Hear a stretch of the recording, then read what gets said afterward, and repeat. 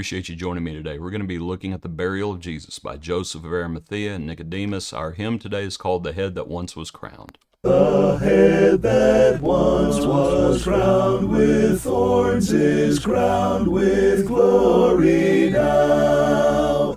A royal diadem adorns the mighty victor's brow.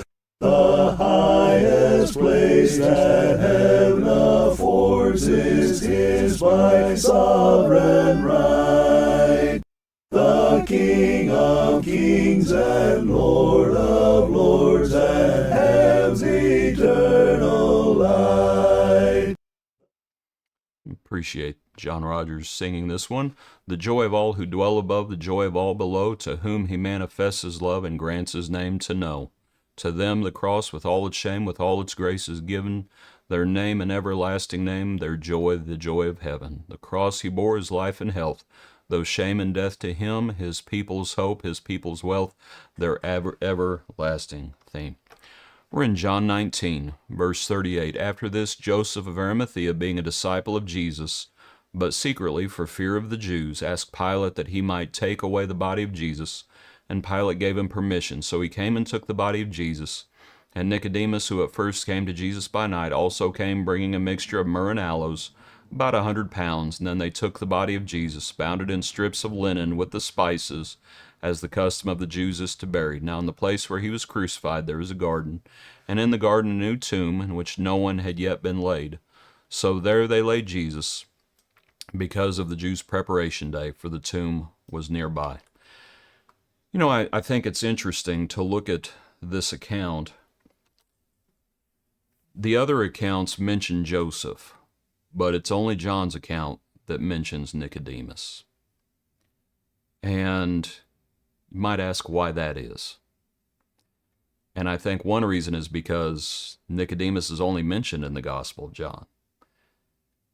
And as we've been following Jesus through the Gospel of John, as we just go through the Gospel of John, as much as it's about Jesus, it is about Jesus, but it's interesting that you also see the journey that Nicodemus is on, because he shows up in chapter 3, coming to Jesus by night.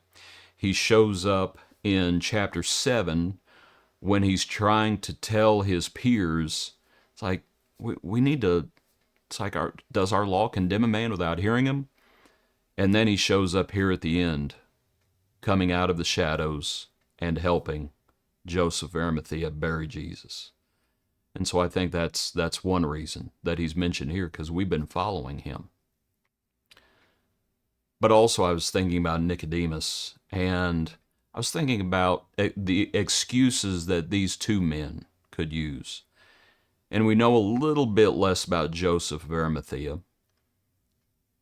But you know, these two, at least Nicodemus, let's just focus on him. He could have said, you know, I'm an old man. Let the younger ones do it. We know he's an old man. He's an old man 3 years before this in John 3.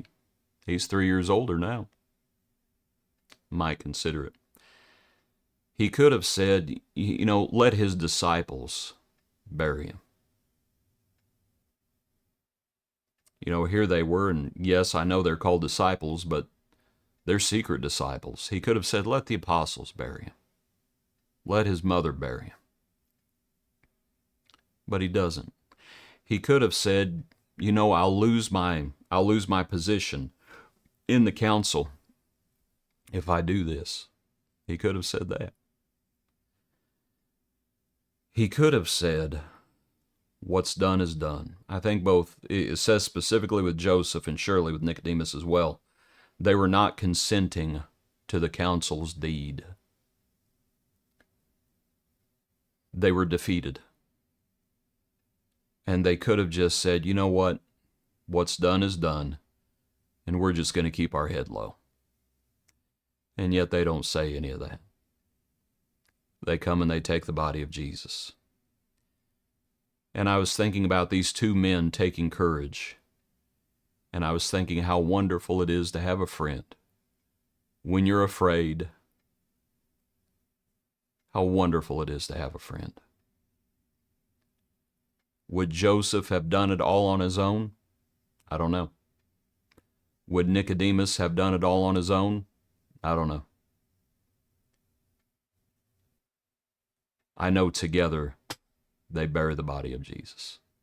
And it's wonderful to have a friend. Seems like Solomon wrote something about that. Remember Jesus sending the disciples out 2 by 2. It's good to have a friend to work with as we think about Jesus and the blessings found in him. Appreciate you. Hope you have a good day. Join us tomorrow for another portion of our daily praise.